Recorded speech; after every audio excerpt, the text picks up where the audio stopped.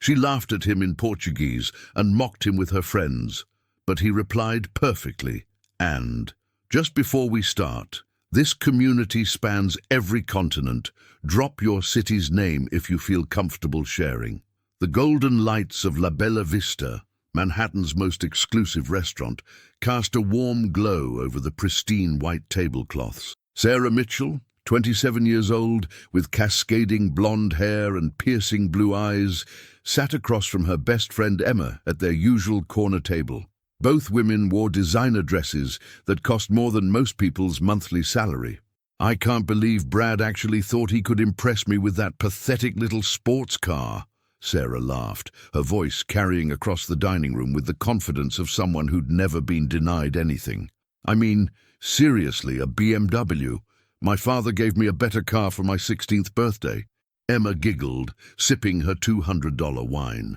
"You're terrible, Sarah, but honestly, these men in New York think they can win us over with such mediocre gestures." As they continued their conversation about their latest romantic conquests, a tall figure approached their table. Michael Rodriguez, 35 years old with dark hair and kind brown eyes, moved gracefully between the tables despite the dinner rush. His server's uniform was impeccable, and he carried himself with quiet dignity that spoke of inner strength. "Good evening, ladies," Michael said with a warm smile, his slight accent adding charm to his professional demeanor. "I'm Michael, and I'll be taking care of you tonight. Can I start you with some appetizers?" Sarah looked up, ready to dismiss him with her usual air of superiority, when something unexpected happened. Instead of English, Portuguese words tumbled from her lips, a remnant of her semester abroad in Brazil that she rarely used, except to show off. "Que garçom patético," she said with a cruel laugh, not bothering to lower her voice. "Look at this guy, Emma. I bet he doesn't even have a college education. Probably sends all his tip money back to whatever little village he crawled out of." Emma joined in the laughter, but something in Michael's expression made her slightly uncomfortable. His eyes had sharpened, and a small smile played at the corners of his mouth. Michael set down his notepad calmly and responded in perfect, elegant Portuguese. "A senhora está certa sobre uma coisa. Eu mando dinheiro para casa. Para minha filha de 8 anos que está estudando piano e fala 3 idiomas fluentemente. Quanto à educação, tenho mestrado em literatura comparada pela Columbia University. Mas obrigado por sua preocupação com minha origem." The color drained from Sarah's face as she realized he had understood every word. The dining room seemed to grow quieter, and several nearby tables turned to watch the exchange. You understood me," Sarah stammered, her Portuguese suddenly feeling clumsy and inadequate. "Every word," Michael replied, switching back to English with perfect composure. "And just so we're clear, I'm working here by choice while I finish my doctoral thesis on Latin American literature. My daughter Sophia needs stability, and this job provides excellent health insurance." He picked up his notepad again. "Now about those appetizers." Emma shifted uncomfortably in her seat, but Sarah found herself frozen, staring at this man who had just shattered every assumption she'd made about him. There was something magnetic about his quiet confidence, the way he'd handled her cruelty with such grace. I'm sorry," Sarah whispered, the words feeling foreign on her tongue. She couldn't remember the last time she'd apologized to anyone for anything. Michael's expression softened slightly. "Apology accepted. We all make mistakes when we think no one understands us." He paused, his eyes meeting hers with an intensity that made her heart race unexpectedly. "The question is what we do with those moments when we're truly seen." As he walked away to give them time to decide, Sarah watched his retreating figure with a sensation she'd never experienced before. Her chest felt tight, her palms were sweating, and her usual confidence had evaporated completely. "Sarah," Emma's voice seemed to come from far away. "Sarah, are you okay? You look like you've seen a ghost." But Sarah wasn't okay. For the first time in her privileged life, she'd met someone who had looked past her beauty, her money, her carefully constructed facade, and called her out with such eloquent dignity that it had shaken her to her core. And somehow, impossibly, She was falling for him. 3 sleepless nights had passed since the incident at La Bella Vista, and Sarah Mitchell couldn't get Michael Rodriguez out of her mind. She sat in her corner office on the 42nd floor of her father's investment firm, staring out at the Manhattan skyline without really seeing it. "Miss Mitchell?" Her assistant's voice crackled through the intercom. "Your father wants to see you in conference room A." Sarah sighed, straightening her silk blouse and checking her reflection in the window. Usually, she'd be concerned about her appearance, but lately, nothing seemed to matter except those dark brown eyes that had seen straight through her pretenses. Charles Mitchell was waiting for her, his silver hair perfectly styled and his expression stern. At 62, he was still commanding, the kind of man who expected immediate obedience from everyone around him. "Sarah, darling," he began without preamble, "I've arranged dinner tomorrow night with Jonathan Whitfield's son, Preston. You remember the Whitfields? Old money, excellent connections. Preston just made partner at his law firm." "Dad, I'm not really in the mood for—" "This isn't a request," Charles interrupted, his voice carrying the edge that had built a financial empire. "You're 27 years old, and it's time you settled down with someone appropriate, someone from our world." Sarah nodded mechanically, but her thoughts were elsewhere. She kept remembering Michael's words. "The question is what we do with those moments when we're truly seen." What had he meant by that? That evening, against every instinct that told her it was a terrible idea, Sarah found herself walking back into La Bella Vista. She'd changed clothes 4 times, finally settling on a simple black dress that was elegant without being ostentatious. Michael was working the main dining room again, moving between tables with that same quiet grace she remembered. When he saw her, his expression remained professionally neutral, but she caught a flicker of surprise in his eyes. "Good evening, miss," he said when she approached the hostess station. "Table for 1. "Actually," Sarah said, her voice uncharacteristically uncertain, "I was hoping to speak with you, when you have a moment." Michael glanced around the busy restaurant, then back at her. "I have a 15-minute break in about an hour. There's a small cafe next door." The hour crawled by as Sarah sat at the bar, nursing a single glass of wine and watching Michael work. She noticed things she'd missed before, the way he listened intently to each customer, how he remembered details about their preferences, the genuine warmth in his interactions with his colleagues. When he finally appeared beside her, he'd changed out of his uniform into jeans and a simple button-down shirt. Somehow, he looked even more handsome without the formal attire. They walked in silence to the small cafe next door, where Michael ordered black coffee and Sarah requested herbal tea with hands that trembled slightly. "So," Michael said, settling into the booth across from her, "what brings the heiress back to our humble establishment?" Sarah winced at the gentle mockery in his tone. "I deserved that." "Yes, you did." His directness was refreshing after a lifetime of people telling her what they thought she wanted to hear. "But you came back, which suggests you're capable of growth." "I couldn't stop thinking about what you said," Sarah admitted, meeting his eyes, "about being truly seen. I've spent my whole life surrounded by people who only see what I have, not who I am. And the truth is, I'm not sure I even know who that is anymore." Michael studied her for a long moment, his expression unreadable. "Why does that matter to you now?" "Because," Sarah said, surprised by her own honesty, "you're the first person who's ever challenged me to be better than I am, and I think I might be falling in love with you for it." The words hung in the air between them, bold and terrifying. Michael's coffee cup paused halfway to his lips, and Sarah immediately regretted her impulsiveness. "That's a dangerous thing to say to a man you barely know," he said quietly. "Maybe," Sarah replied, her heart pounding, "but it's the most honest thing I've said in years." Michael set down his cup and leaned forward slightly. "Sarah, I have a daughter who depends on me. I can't afford to make mistakes based on attraction to someone who might see me as an exotic adventure." "This isn't about that," Sarah said quickly. "This is about the fact that when I'm with you, I feel like I could be someone worth knowing."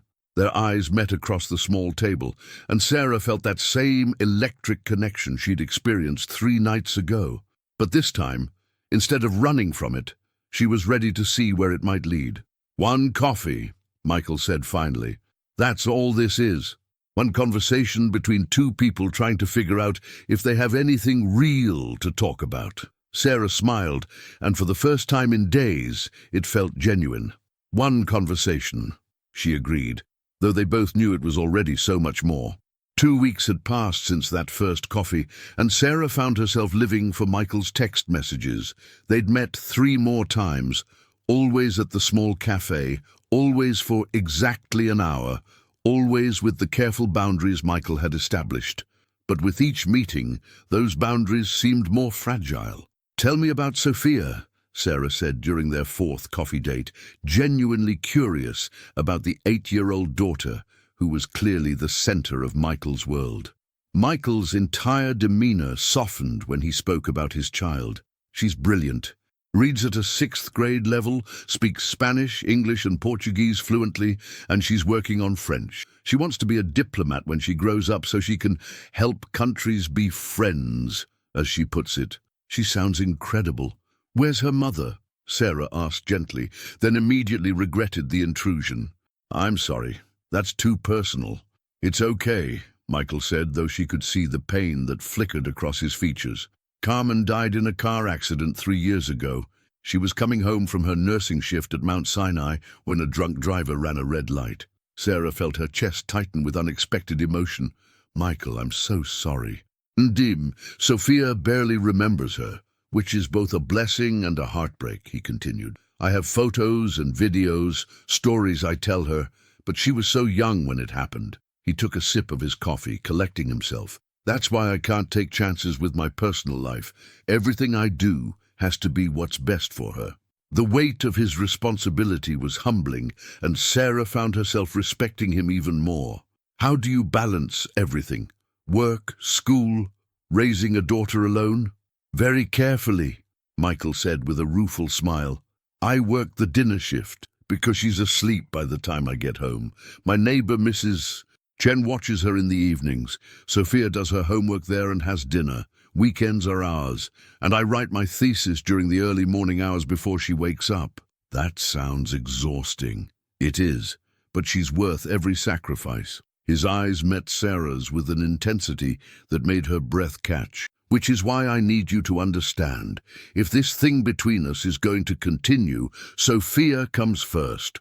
Always." "I wouldn't expect anything else," Sarah said, and meant it. "Actually, I'd like to meet her if that's appropriate." Michael's eyebrows rose in surprise. "You want to meet my daughter?" "I want to understand your world," Sarah replied honestly. "The parts of your life that matter to you matter to me too." For the first time since they'd started meeting, Michael's carefully maintained composure cracked slightly. "Sarah, you don't understand what you're saying. I'm a single father working as a waiter while finishing my doctorate. You're Manhattan royalty. Your father probably has more money in his checking account than I'll make in my lifetime." "Money isn't everything," Sarah said, but the words sounded hollow even to her own ears. "Easy to say when you've always had it," Michael replied, not unkindly but with brutal honesty. "Do you know what it's like to choose between buying your daughter new shoes or paying for her piano lessons? To lie awake at night, wondering if you're giving her enough opportunities, if you're enough for her?" Sarah felt tears prick her eyes. She'd never considered these realities, had never had to make choices based on financial limitations. "No, I don't know what that's like, but I'd like to learn." "Learning about hardship isn't a hobby, Sarah. It's not something you can try on like a new dress." The harshness of his words stung, but Sarah recognized the truth in them. "You're right. I've been incredibly privileged, and I've been thoughtless about what that means. But Michael, what I feel for you, what's happening between us, it's real, and I'm willing to do whatever it takes to prove that this isn't some rich girl's whim." Michael stared at her for a long moment, and Sarah could see the internal battle playing out in his expression. Finally, he reached across the table and covered her hand with his. "Saturday afternoon," he said quietly. "Sophia and I go to Central Park every Saturday at 2 o'clock. She feeds the ducks by the reservoir. If you want to meet her, if you want to see what my real life looks like, you can find us there." Sarah's heart soared, but she kept her expression calm. "I'll be there." And Sarah? Michael's grip on her hand tightened slightly. "Don't come if you're not serious. She's been through enough disappointment for one lifetime." As they parted ways that evening, Sarah realized she was standing at a crossroads. Meeting Sophia would mean crossing a line there was no coming back from. But as she walked home through the glittering Manhattan streets, she knew she was already too far gone to turn back now. Saturday afternoon arrived grey and drizzly, but Sarah stood by the Central Park Reservoir at exactly 1:45 p.m., clutching a small bag of duck food she'd bought from a vendor. She'd changed outfits 6 times, finally settling on dark jeans, ankle boots, and a soft cashmere sweater, expensive but understated. At precisely 2 o'clock, she spotted Michael walking toward the water with a small figure beside him. Sofia Rodriguez was a miniature version of her father, with the same dark hair and intelligent brown eyes. But where Michael was cautious, she radiated unbridled curiosity about the world around her. "Daddy, look how many ducks there are today!" Sophia's voice carried across the path, bright with excitement. Michael's eyes found Sarah immediately, and she saw him take a deep breath before approaching. "Sophia, I'd like you to meet someone. This is Sarah." Sophia looked up at Sarah with the direct, assessing gaze that children possess before they learn to hide their thoughts. "Hi, Sarah. Daddy says you're his friend." "I am," Sarah said, crouching down to Sophia's eye level. "He's told me wonderful things about you. I hear you speak 3 languages and play piano." "4 languages now," Sophia corrected with pride. "I'm learning French. Bonjour. Comment allez-vous?" "Très bien, merci," Sarah replied, grateful for her expensive private school education. "Your accent is excellent." Sophia beamed at the praise, and Sarah felt a flutter of hope. Maybe this wouldn't be as difficult as she'd imagined. "Do you want to help me feed the ducks?"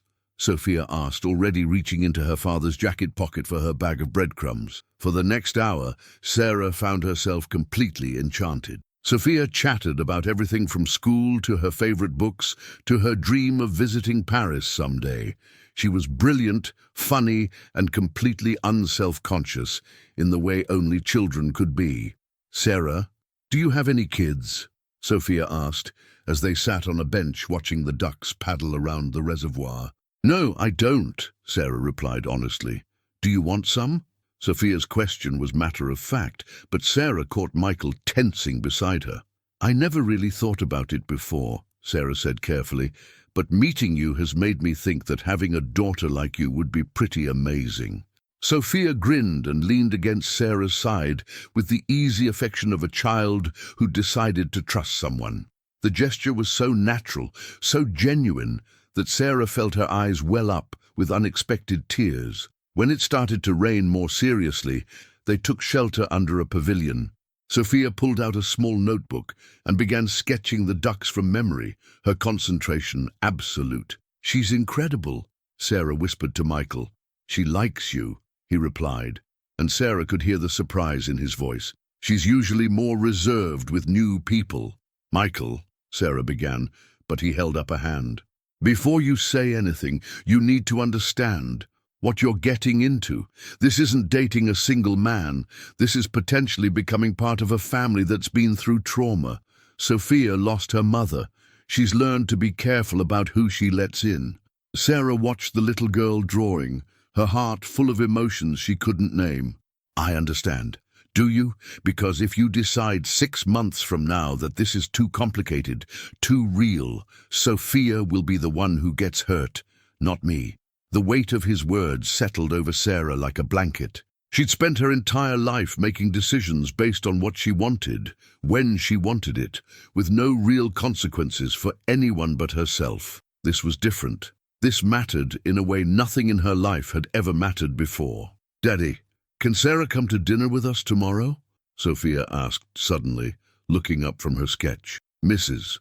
Chen is making her famous dumplings, and you always say they're better when we have company." Michael and Sarah exchanged a look over Sophia's head. Another invitation, another step deeper into something that felt both terrifying and inevitable. "Would you like to come?" Michael asked quietly. Sarah thought about her father's expectations, about the dinner with Preston Whitfield she was supposed to attend, about the safe, predictable life that was mapped out for her. Then she looked at Sophia's hopeful face and Michael's careful expression and realized that for the first time in her life, she knew exactly what she wanted. "I'd love to," she said. Sophia cheered and threw her arms around Sarah's waist, and Sarah found herself thinking that maybe, just maybe, she was finally becoming someone worth knowing. But as they walked back through the park together, Sarah couldn't shake the feeling that the hardest challenges were still ahead. Her father's world and Michael's world existed in parallel universes, and eventually those worlds were going to collide. Sunday evening at Mrs. Chen's apartment was unlike anything Sarah had ever experienced. The elderly Chinese woman had insisted on treating Sarah like family from the moment Michael introduced them, pressing cup after cup of jasmine tea into her hands and asking detailed questions about her appetite. "You too, Skinny," Mrs. Chen declared, ladling another dumpling onto Sarah's plate despite her protest. "Michael, this girl need more food. You know taking care of her proper." Sophia giggled at Mrs. Chen's scolding, and even Michael couldn't hide his smile. The apartment was small but warm, filled with the scent of ginger and soy sauce, photographs of Mrs. Chen's grandchildren in China, and the comfortable chaos of a home where people genuinely cared for each other. "Mrs. Chen has been our saving grace," Michael explained to Sarah as they helped clear the dishes. "When Carmen died, I didn't know how I was going to manage everything. She stepped in without being asked." "Family is not always blood," Mrs. Chen said firmly from the kitchen. "Sometimes family is who show up when you need them."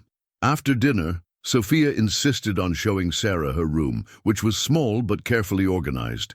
The walls were covered with her artwork, certificates from school, and a large world map with pins marking all the places she wanted to visit. "This is where I want to go first," Sophia said, pointing to Paris.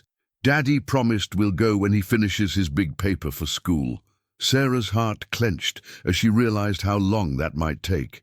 Michael was working full-time, raising Sophia alone, and trying to complete a doctoral thesis. The timeline for their Paris trip was probably years away, not months. "Tell me about your favorite subject in school," Sarah said, settling cross-legged on Sophia's small bed. "Literature," Sophia replied without hesitation. "Like Daddy, I want to write stories that help people understand each other better." She climbed up beside Sarah, her expression growing more serious. "Daddy told me my mummy was a nurse because she wanted to help people feel better when they were sick. I want to help people feel better when they're sad or confused." The wisdom in this 8-year-old's words took Sarah's breath away. "That's a beautiful goal, Sophia." "Are you sad?" Sophia asked with the directness of childhood. Sarah considered the question seriously. "Sometimes. I think I've been sad for a long time without realizing it." "Why?" "Because I wasn't being true to who I really am inside," Sarah said, surprised by her own honesty.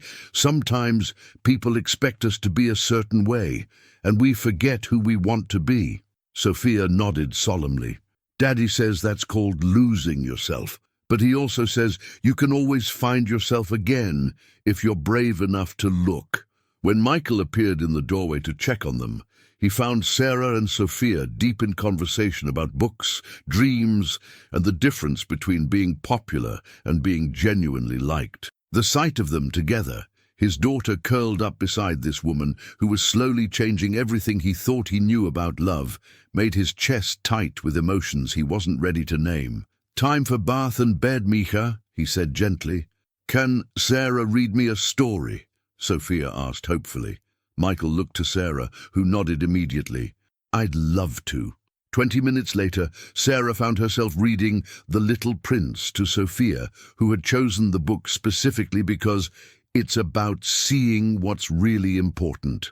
As Sophia's breathing grew deeper and more regular, Sarah continued reading softly until the little girl was fast asleep. In the living room, Michael was grading papers at Mrs. Chen's small dining table. He looked up as Sarah approached, and she saw exhaustion in the lines around his eyes. "Long day?" she asked, settling into the chair across from him. "Long life," he replied with a tired smile. But today was good. Sophia really likes you. I really like her too. Michael, she's extraordinary. She is. He set down his pen and looked at Sarah intently. But I need you to understand something.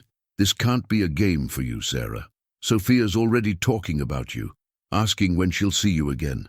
If you're having doubts about any of this— I'm not having doubts about Sophia, Sarah interrupted, or about you, but I am scared about everything else. Everything else? Sarah took a deep breath. My father arranged a dinner for me tomorrow night with a man named Preston Whitfield. Old money, young lawyer, perfect pedigree, the kind of man I'm supposed to marry. Michael's expression went carefully neutral. And are you going? I have to. If I don't show up, my father will want to know why, and I'm not ready to tell him about us yet. The words hung between them, heavy with implication. Michael, my world, and your world, they don't usually intersect. I know, he said quietly.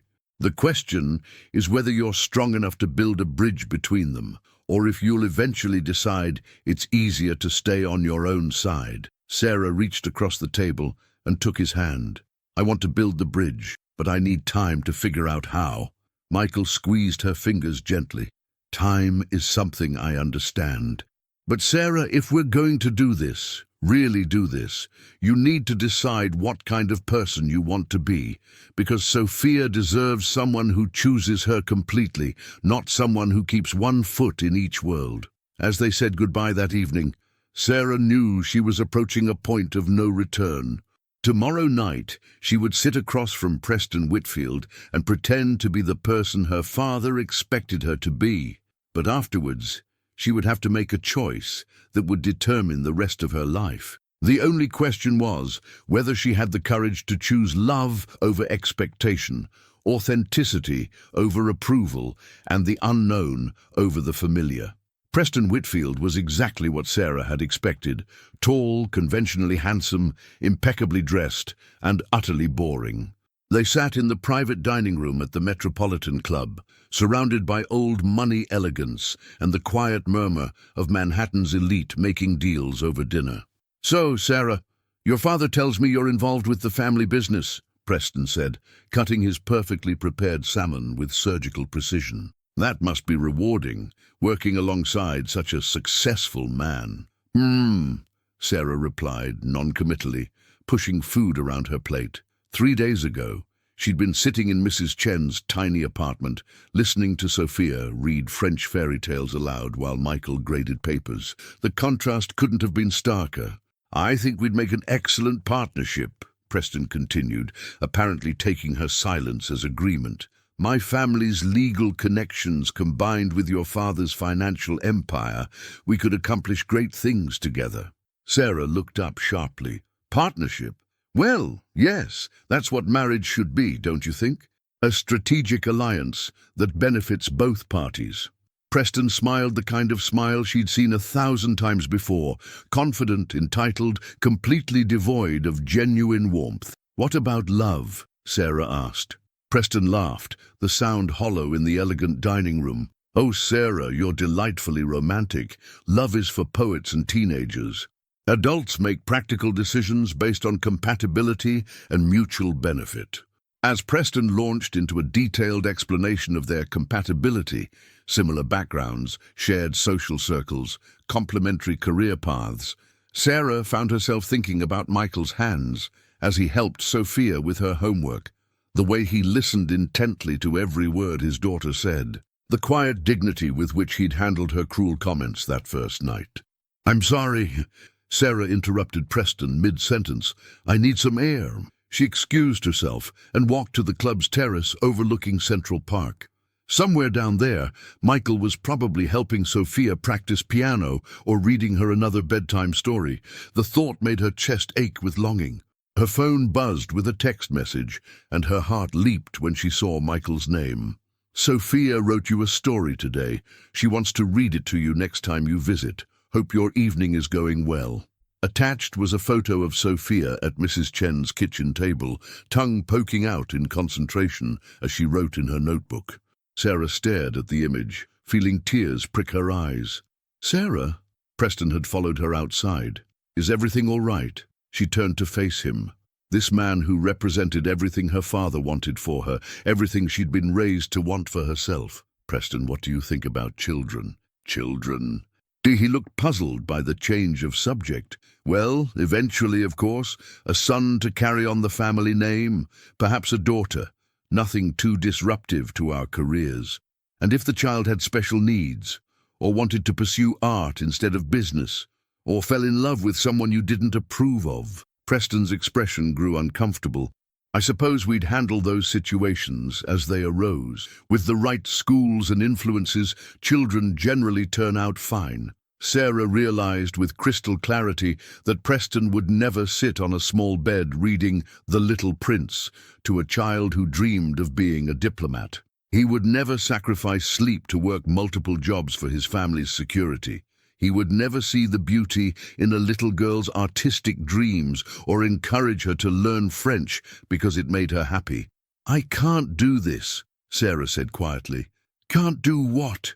"Any of this. This dinner, this expectation, this life." She pulled off the diamond tennis bracelet her father had given her for her birthday, the one that cost more than Michael made in 6 months, and held it out to Preston.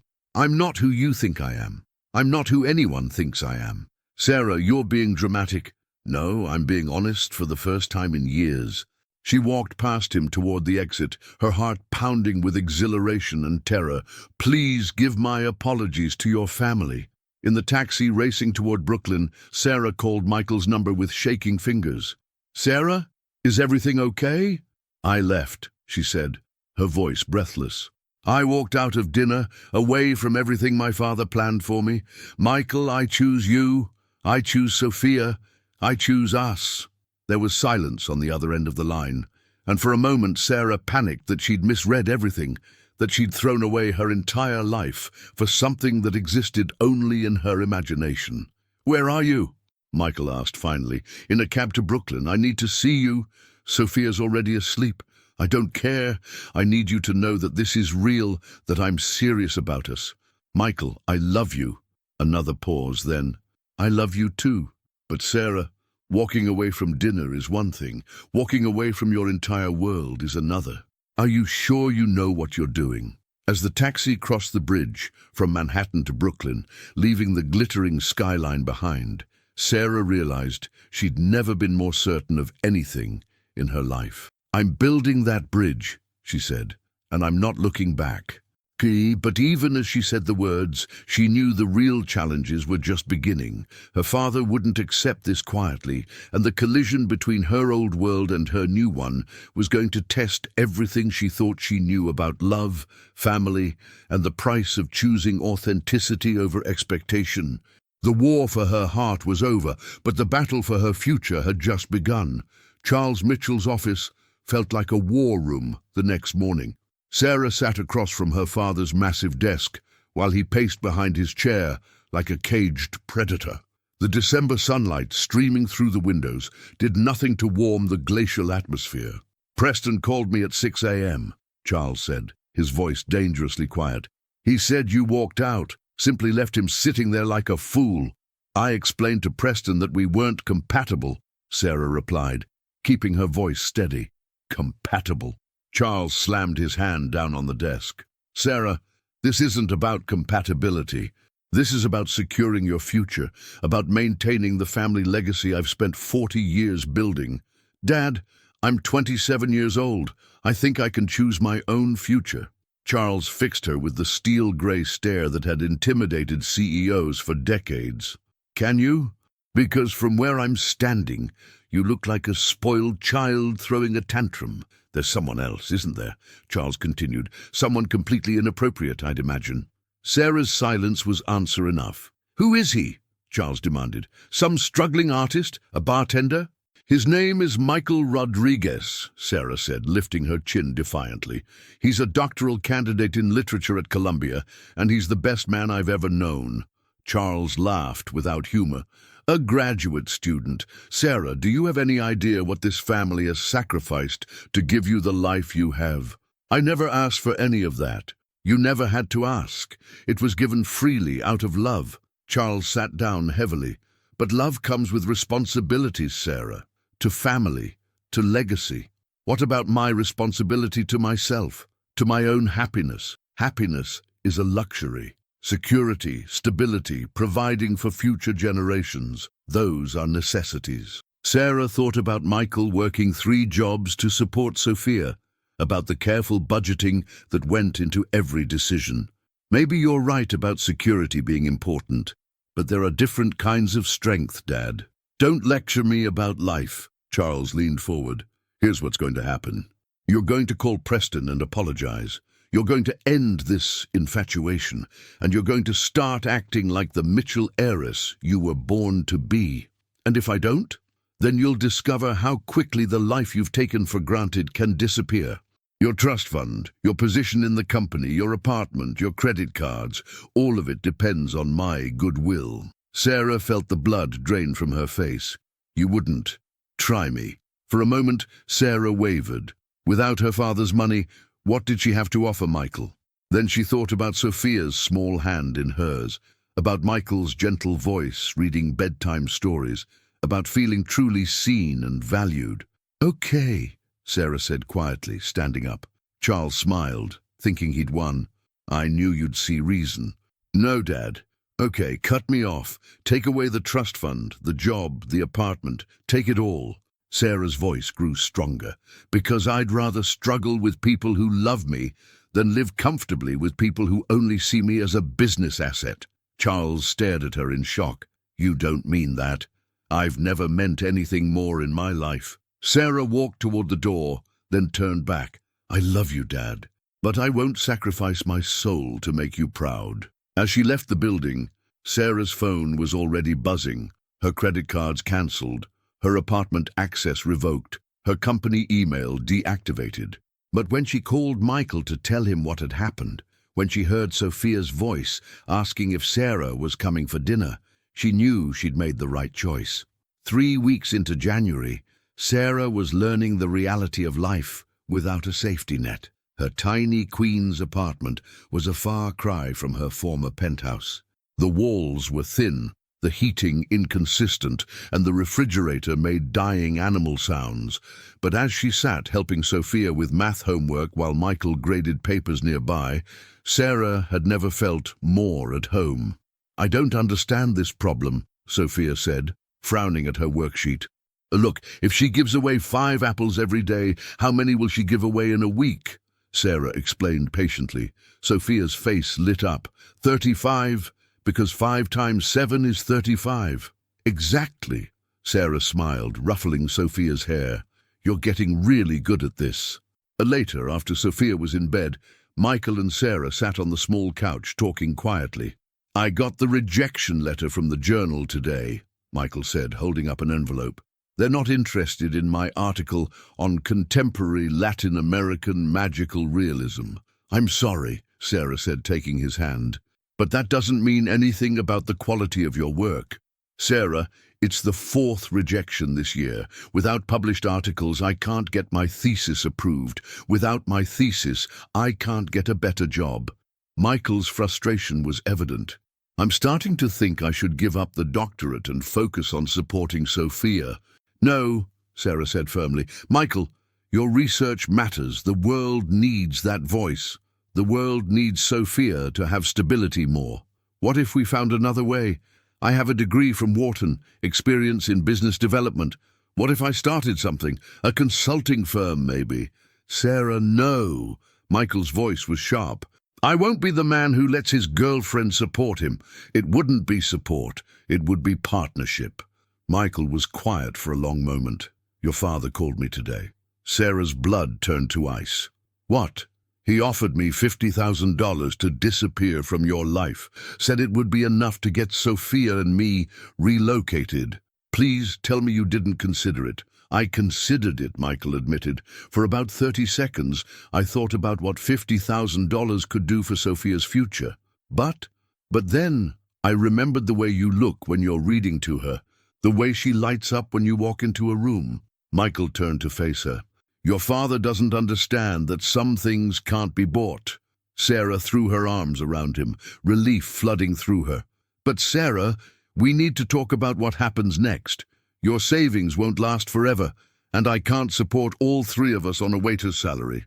I have an idea, Sarah said slowly. What if we started a literacy program? Something that combines your expertise with business development. Michael's eyes began to shine with interest. Go on. You design the curriculum, I handle the business side. We start small, maybe partner with community centers. That's actually brilliant. But it would take time to build, and we need income now. Then we do both. You keep working while we build this on the side. I take whatever jobs I can find, and we make it work, because we believe in it. For the first time in weeks, Michael smiled with genuine hope. You really think we could do this? I think we can do anything together, Sarah said, meaning every word. But their peace was about to be shattered in ways neither could imagine. The letter arrived on a grey February morning, delivered by a courier in an expensive suit.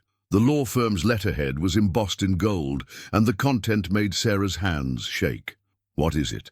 Michael asked, looking up from helping Sophia with French pronunciation. A custody petition, Sarah whispered. My father is claiming that you're an unfit parent. He's trying to get emergency custody of Sophia.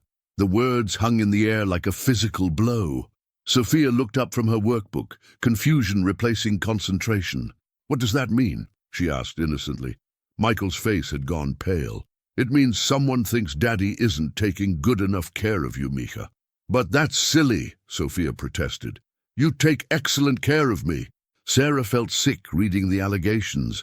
Inadequate housing, financial instability, exposure to inappropriate adult relationships, lack of proper educational opportunities. He can't do this, Sarah said. He has no legal standing. Actually, Michael said quietly, he might. When Carmen died, her parents wanted custody. I had to prove I could provide stability. If someone with resources challenges my fitness. Daddy, are you going to lose me? Sophia's voice was small and scared. Michael immediately knelt beside his daughter. No, baby. No one is going to take you away from me, I promise. But Sarah could see the fear in his eyes. The court hearing was scheduled for the following week. Sarah spent every spare moment researching family law, calling legal aid clinics. Michael continued working his shifts, but the stress was wearing on him. We need character witnesses, the young legal aid lawyer explained. People who can testify about Mr. Rodriguez's parenting, about Sophia's well-being. Mrs. Chen, Sophia suggested, and my teacher, Ms. Martinez, and Sarah. The lawyer shook her head. Miss Mitchell's testimony might actually hurt your case. The petition specifically mentions her as a destabilizing influence. Sarah felt punched in the stomach. So I can't even help. The best thing you can do is stay away from the hearing entirely. That night, as they held each other in Sarah's small apartment, Michael and Sarah were desperate. Maybe I should go, Sarah whispered. What? Maybe your lawyer is right. Maybe I'm making things worse. Michael turned to face her. Sarah, don't you dare. Don't let my fear make you doubt what we have. But if staying means Sophia gets taken away, then we'll fight. Together. I won't let your father win by dividing us. The next morning brought another shock. Preston Whitfield called Sarah. I need to see you. It's about your father's legal action. They met at a small cafe, and Preston looked uncomfortable. I want you to know I had nothing to do with this custody thing, he said. When I heard what your father was planning, I told him he was going too far. Why are you telling me this? Because watching your father's reaction to your choices. Sarah, he's not doing this to protect you. He's doing it to control you. Preston pulled out a thick folder. These are copies of all the documents related to your father's investigation. I thought you should know what you're really fighting. Sarah stared at the folder, overwhelmed. There's something else, Preston continued. If you and Michael were married, it would significantly strengthen his custody case. Stable two-parent household, financial partnership. As Preston walked away, Sarah opened the folder and began reading. What she found would change everything, because her father hadn't just investigated Michael. He'd discovered a secret that could destroy their family completely. The secret Sarah discovered made her sick. 3 years ago, when Carmen Rodriguez died in that car accident, she hadn't just been driving home from work. She'd been on her way to meet with a lawyer about filing for divorce. According to the private investigator's report, Carmen had discovered that Michael was having an affair with one of his graduate professors. She'd planned to seek full custody of Sophia, but Carmen died before she could file the papers, and Michael had never mentioned any marital problems to Sarah. Sarah stared at the documents, her hands trembling. Had everything Michael told her been a lie? When Michael arrived that evening, he immediately sensed something was wrong. "Sarah, what happened?" She told him about Preston's visit, about the documents. As she spoke, she watched Michael's face go through shock, pain, and finally resignation. "So you know," he said quietly. "Is it true? Were you having an affair when Carmen died?" Michael was silent for so long that Sarah began to fear the worst. Finally, he looked up. "Yes," he said simply. "It's true." Sarah felt slapped. "Michael, how could you? You told me your marriage was happy." "Carmen was a wonderful woman and a good mother," Michael interrupted. "But our marriage had been over for years. We stayed together for Sophia, but we were living like roommates. That doesn't justify cheating." "No, it doesn't." Michael's voice was heavy with regret. "I was wrong, Sarah. I was lonely and confused, and I made a terrible mistake." "Were you in love with her?" "I thought I was. But looking back, I think I was just desperate to feel connected to someone again." Michael leaned forward, his eyes pleading. "When Carmen died, I realized how badly I'd screwed up. I ended things immediately. I've spent 3 years trying to be the man I should have been. Why didn't you tell me?" "Because I was afraid of this," Michael said. "I was afraid you'd look at me the way you're looking at me right now." "Can I trust you?" "I've never lied to you about anything else," Michael said quietly. "But I know that's not enough." "Michael, they're going to use this in court. You could lose her." "I know." Sarah stared at this man she'd fallen in love with and realized she didn't know him at all. "I need time to think," Sarah said, standing up. "Sarah, please." "No, Michael. I need space to figure out what this means." As she gathered her coat, Michael grabbed her hand. "Sarah, I love you. Whatever I did in the past, what I feel for you is real." But how do I know that?" Sarah pulled away. "How do I know you won't get bored with me the way you got bored with Carmen?" Michael had no answer, and Sarah walked out feeling more alone than ever.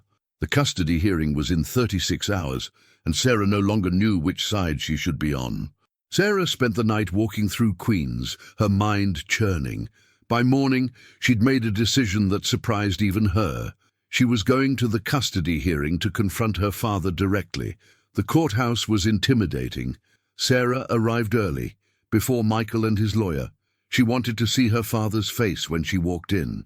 Charles Mitchell sat with 3 expensive lawyers. When he saw Sarah enter, his expressions cycled through surprise, anger, and disappointment. "Sarah," he said, standing, "I didn't expect to see you here. I know about the investigation, Dad. I know about Carmen, about the affair, about everything. Then you understand why I'm doing this. I understand that you hired investigators to destroy a man's life because you can't accept that your daughter chose her own path. I hired investigators to protect my daughter from making the biggest mistake of her life," Charles replied firmly. "This man lied to you about fundamental aspects of his character." "You're right," Sarah said, and she saw her father's surprise. "Michael did lie to me. He made terrible mistakes. But, Dad, do you know what I learned from reading those reports?" "What?" "I learned that people are complicated, that good people can make bad choices and still be worth loving." Charles shook his head. "Sarah, you're being naive." "No, I'm being human.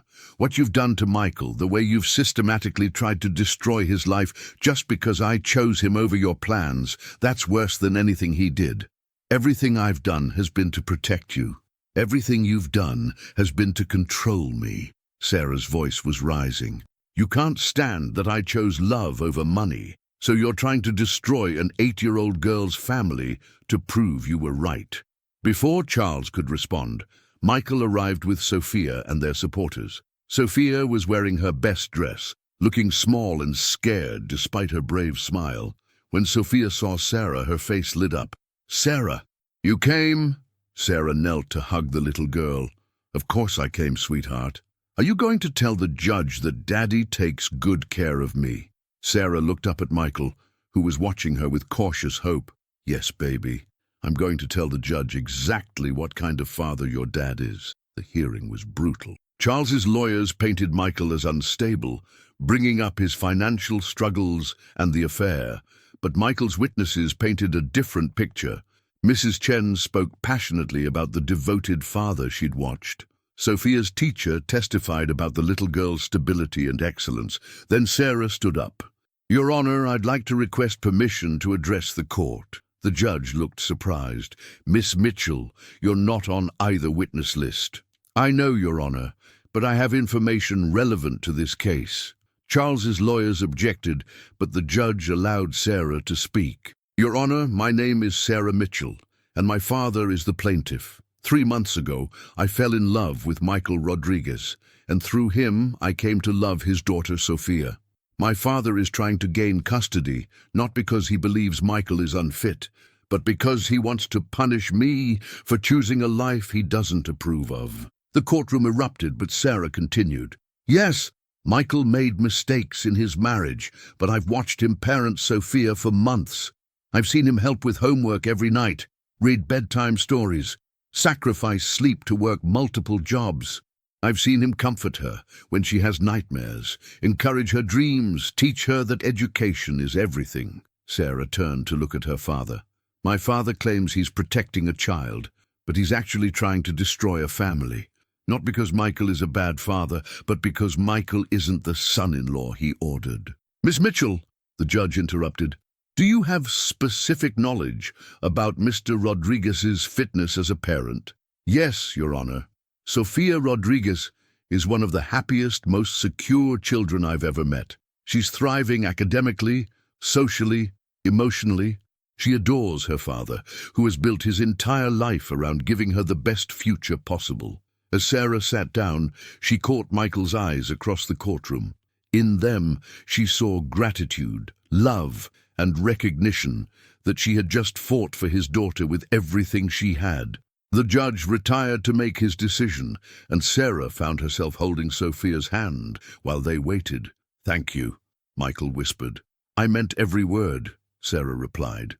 But she still didn't know if love would be enough to overcome everything broken between them. The judge's decision was swift. Sophia would remain with her father.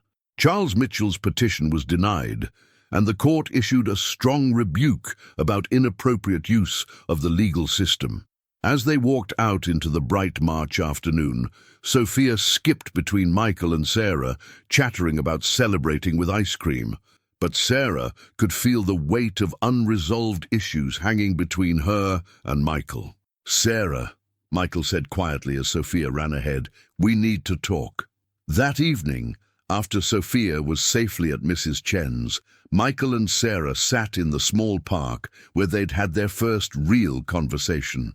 The cherry blossoms were beginning to bloom. "I need to know if you can forgive me," Michael said. "Not just for the affair, but for lying to you about it." Sarah had been asking herself the same question for days. "I don't know," she said honestly. "Michael, I understand why your marriage failed, but what I don't understand is why you let me fall in love with a version of you that wasn't completely real." "Because I was terrified," Michael admitted. "Sarah, you're the most incredible woman I've ever met. I was a broke single father with a complicated past. I thought if you knew the truth, you'd realize you could do better. That wasn't your choice to make. I deserved to know who I was falling in love with. You're right. And I promise, if you give me another chance, I will never hide anything from you again." Sarah looked at this man who had turned her world upside down, who had taught her what love meant, who had also broken her trust. "Michael, I need to ask you something. When you look at me, do you see Sarah Mitchell the person, or Sarah Mitchell the solution to your problems?" Michael's face went pale. "What do you mean?" "I mean, am I the woman you love, or am I the woman who can help you build a better life for Sophia?" Michael was quiet for so long that Sarah began to fear the worst. Finally, he turned to face her. "When I first met you, you were someone I didn't like very much, entitled, thoughtless, cruel. But then you came back. You apologized. You met Sophia, and I watched you fall in love with her completely. I watched you give up everything because you believed in us." He took her hands. "Sarah, you didn't solve my problems. You created new ones, because now I had to be worthy of the woman who chose love over safety, who stood up to her father for a child who wasn't even her own. But somewhere in the middle of all that, I realized I'd stopped thinking about what you could do for my life and started thinking about what kind of life we could build together, the three of us." Sarah felt tears prick her eyes. "How do I know you mean that?" Michael reached into his jacket and pulled out a small velvet box. "Because I bought this 3 weeks ago, before your father's investigation, before the custody hearing. I was planning to ask you to marry me, not because it would help with court, but because I can't imagine my life without you." Sarah stared at the box, her heart racing. "I know I have no right to ask this after lying to you. But Sarah, I love you.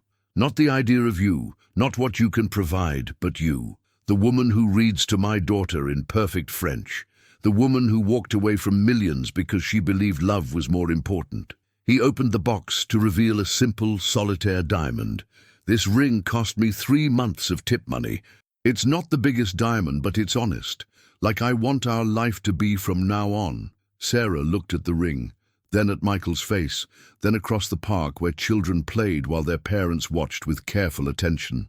"If I say yes," she said slowly, "things have to be different. Complete honesty, even when it's hard. Equal partnership, even when it's complicated." "I choose you," Michael said firmly. "Every day, in every way that matters, I choose you." Sarah thought about the road that had led them here, her father's disapproval, the financial struggles, the custody battle, the lies that had tested everything. It hadn't been a fairy tale. It had been real, complicated, sometimes painful, but it had also been the most honest thing she'd ever experienced. "Yes," she said, holding out her hand.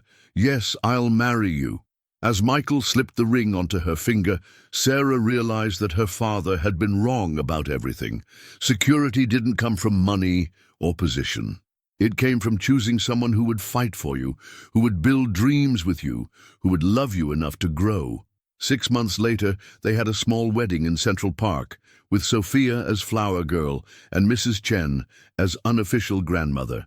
Charles Mitchell didn't attend, but he sent a wedding gift, the deed to a small house in Brooklyn, and a note for Sophia's college fund.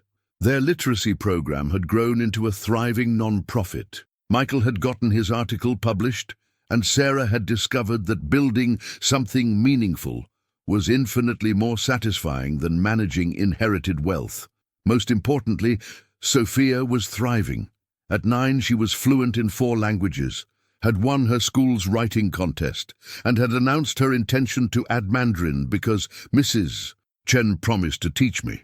On quiet Sunday mornings, watching Michael help Sophia practice piano while sunlight streamed through their windows, Sarah sometimes thought about who she used to be. That woman had measured worth in dollars, had never understood that love required courage. This woman had found something more valuable than money. She had found home in Sophia's laughter, purpose in work that changed lives, and love that grew stronger with each challenge. True love wasn't about finding someone perfect. It was about finding someone worth growing with, worth choosing every single day.